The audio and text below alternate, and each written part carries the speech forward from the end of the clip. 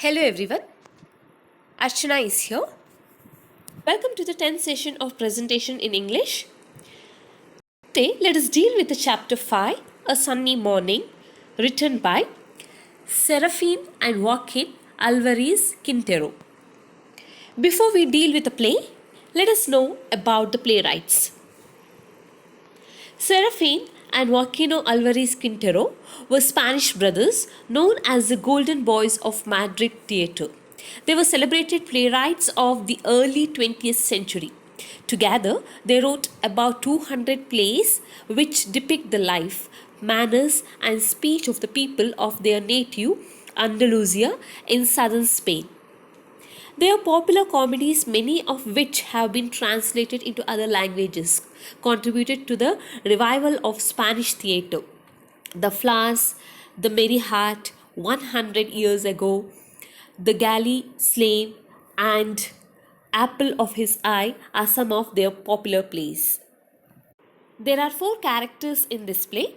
They are Donna Laura, Petra, her maid, Don Gonzalo, Juanito, his servant. These are the four characters in this play, and very important two characters are Donna Laura and Don Gonzalo. Now let's know about the play.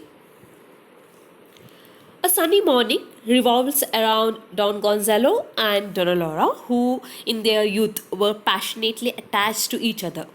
A cruel blow of fate separates the two forever. They do not recognize each other when they meet in a park in Madrid on a sunny morning after several years. But as they begin to talk in earnest, they realize that they are the protagonist of the original love story. But the usual reunion of the long lost lovers does not take place here, as both of them are unwilling to disclose their real identity since they are both sadly changed. A Sunny Morning is a short one-act play written by two renowned Spanish dramatists. It is a romantic comedy which presents the story of Don Gonzalo and Donna Laura, who loved each other in their youth but were forced to separate in life. On a sunny autumn morning, in a quiet corner of a park in Madrid, Laura, a handsome white haired lady of about 70, refined in appearance, is feeding pigeons in the park. Don Gonzalo, a gentleman of 70, gouty and impatient, enters. When the scene opens, we find Laura entering the park, leaning upon the arm of her maid Petra. Soon the old lady settles in her usual seat in the park.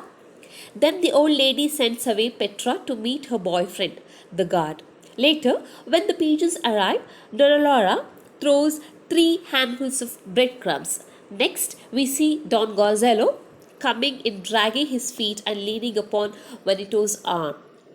Gonzalo and Laura have not seen each other before, and hence we cannot know about each other's feelings until they meet. Soon after entering the park, Gonzalo looks for a vacant bench.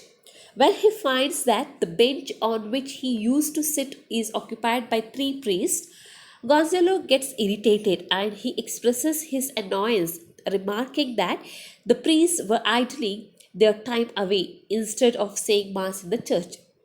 Then Juanito says that he could sit on the bench on which Laura was sitting, but Gonzalo tells him that he wants a bench to himself. Then, after expressing his anger against the 3 priests, he walks towards the birds near Laura's bench. When she angrily asks him to look out, on hearing her warning cry, Gonzalo asks her whether she intended to speak to him. Next, when Donna tells him that he had scared the birds away, he retorts, telling her that he does not care about the birds. Then she tells him that she cared about the birds very much and hence she was complaining about his behavior. Don Gonzalo tries to snub her, saying that it was a public park. Intending to argue with him, Donna asks him why then he was complaining about the priest taking his bench. Instead of giving her a suitable, polite reply, he dismisses her rudely, telling her that they had not met before and he can't imagine why she was taking the liberty of addressing him. Naturally, Laura, who had listened to his comments about the priest and his replies to her queries, assumes that he was an ill natured man. However, their feelings towards each other become evident only when Gonzalo walks towards Laura's bench despite her warning call, "Look out." Therefore, when she finds her pigeons being scared away, she is upset and tells him in a complaining tone that he has scared away the birds who were feeding on her crumbs. In reply, Dawn gives an arrogant reply which provokes her to make a personal comment. "Why do you complain that the priests have taken your bench?" Once again, Gonzalo's rude, snubbing reply provokes Laura to say that he is an ill natured old man and comments that when people reach a certain age, they should not become so fussy and cross. Later, Dawn comes and sits at the extreme end of Donna Laura's bench and looks at her indignantly. After a few heated arguments, exchanges between them, Gonzalo mutters to himself, "Senile old lady. She ought to be at home knitting and counting her beads." So, what happened here? The conversation between the two 70-year-olds begins sarcastically, with each accusing the other of encroaching on their private space. Gonzalo complains the priest having taken his bench and says Laura is a senile old lady. She ought to be at home knitting and counting her beads. She finds him an ill natured old man.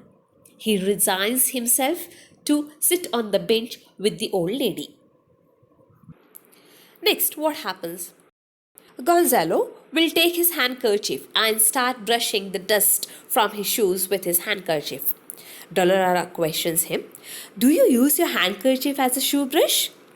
Gonzalo replies, "Why not?" Laura, "Do you use a shoe brush as a handkerchief?" Gonzalo, "What right have you to criticize my actions?" Laura replies, "A neighbor's right. I am your neighbor. I am seated beside you, so I have a right, neighbor's right, to speak to you." Gonzalo, "Vanito, my book. I do not care to listen to nonsense." So Gonzalo gets angry and he doesn't want to talk. He doesn't want to continue the conversation with Laura, and he requests and he asks his servant to give the book. So he will take the book and will start reading.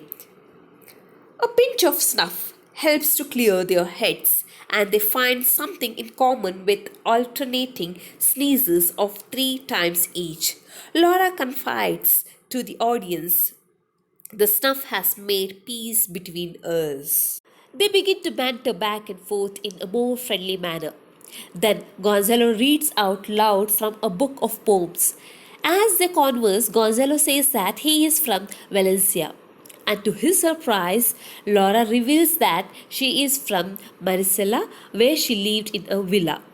Gonzalo is startled by the revelation, and he says that he knows a woman named Laura Llorente who lived in a villa there, who was perhaps the most beautiful he had ever seen. Both Laura and Gonzalo realize each other to be former lovers, but they pretend not to reveal their identities. In her youthful days, Laura was known in her locality as the Silver Maiden.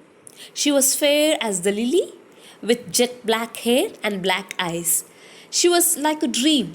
She was in love with Gonzalo, the gallant lover. He used to pass by on horseback every morning through the rose garden and toss up a bouquet of flowers to her balcony, which she caught. On his way back in the afternoon, she would toss the flowers back to him. But Laura's parents wanted to marry her off to a merchant whom she disliked. One day, there was a quarrel between Gonzalo and the merchant, the suitor. After the duel, the young man fled from his hometown to Seville and then to Madrid. Being scared of the consequences of a duel with a person highly regarded in that locality, Even though he tried to communicate with Laura through letters, all attempts failed. Now, Laura and Gonzalo devise stories of their own deaths. The old Gonzalo says that he is the cousin of the young man. According to him, the young Gonzalo had to leave his place as he was involved in a fight with a merchant, the suitor of Laura. Then he joined the army and went to Africa, where he met with a glorious death. The old Laura says that she knows the woman named Laura, known as the Silver Maiden, and that she was her friend during her young age. She also lies that she knows the tragic story of her love affair with a gallant young man named Gonzalo. The old woman reveals that, not finding her lover, the young and beautiful Laura committed suicide.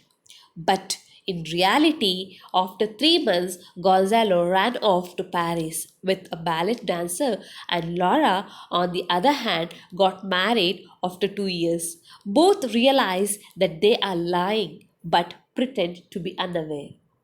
When the play ends, they agree to meet at the park again, still not acknowledging what they both know to be true. So, here we have winded up the play. So let's sum up the play. A Sunday Morning is a one act play by Alvarez Quintero brothers and celebrated Spanish playwrights of the early 20th century. The story is centered on two old lovers, now in their 70s, meeting at a park and trying to recall their romantic past. The man is Don Gonzalo and the lady is Donna Laura. Meeting of Gonzalo and Laura, background and setting. The autumn season in the background presents the baldness of life coinciding with the entry of two key characters in the play, Gonzalo and Laura, who have also lost their prime youth and attraction. They meet at the park but they are not able to identify each other at the beginning. Gonzalo angers Laura as he scares away the birds she was feeding. Laura picks up a verbal combat, attacking him with a barrage of words. He retorts, though, gives up soon and offers her a pinch of snuff and reconciles with her. Flashback the past. When Gonzalo reads from Conformo's 20 years past, he returns. Both feel that they were the lovers in the past, but they choose to pretend to hide their identities. Gonzalo tells Laura that he was Gonzalo's cousin, and she says that she heard about Laura's story through her friend. Their love story. Donna Laura's version. This is Donna Laura's version. Laura Llorente at Marsella in Valencia. She was known as the Silver Maiden in her locality. Gonzalo would pass by on horseback every morning down the rose path under her window and would toss up to her balcony a bouquet of flowers. Later in the afternoon, he would return by the same path and catch the bouquet of flowers she would toss him. Laura's parents wanted to get her married to a merchant. A duel followed and the merchant was badly wounded by Gonzalo. He fled away, fearing the consequences. Laura waited for days and months and not hearing from him for long, she left her home one afternoon and went to the beach. While she was engrossed in his thoughts, she was washed away by the waves. Now, Gonzalo's version. Gonzalo loved her intensely too. After enduring the merchant seriously, fearing the consequences, he took refuge in Seville and Madrid. He wrote many letters to her. He took refuge where? In Seville and Madrid, and he wrote many letters to whom? To Laura, but they were intercepted by her parents. As there was no reply, in despair, he joined the army and met his death in Africa. Reality, the conclusion. 2 years later, Laura married someone and settled down in her life. Similarly, Gonzalo, disappointed over his lost love, 3 months later married a ballet dancer and settled down in Paris. Though they were separated, in their hearts, their yearning for the romantic love continued. When they meet in the park after nearly 50 years, both of them were able to recall their intense romantic affair. Although they came to know about each other in reality, they did not want to reveal, for they had lost their charming youth. The title of the play. The title, A Sunny Morning, is very much in tune with the theme. The lead characters are in their evenings of their life. At this stage, their physical changes do not allow them to reveal their true selves to each other. So, they rather want to look forward to sunny mornings day after day. In this context, the title of the play is deeper in its meaning and message. Home assignment. Answer the following questions in a paragraph about 200 words. Here you have two questions. First question: why do Donna Laura and Don Gonzalo spin fictitious stories about themselves? Second question: bring out the feelings of Laura and Gonzalo as they leave the park. Is it different from what they felt about each other in the beginning of the play? Answer to these questions and submit your paper in the Google Classroom. And before writing the online test, please go through the textbook. Read the complete textbook and start writing the test. Thank you.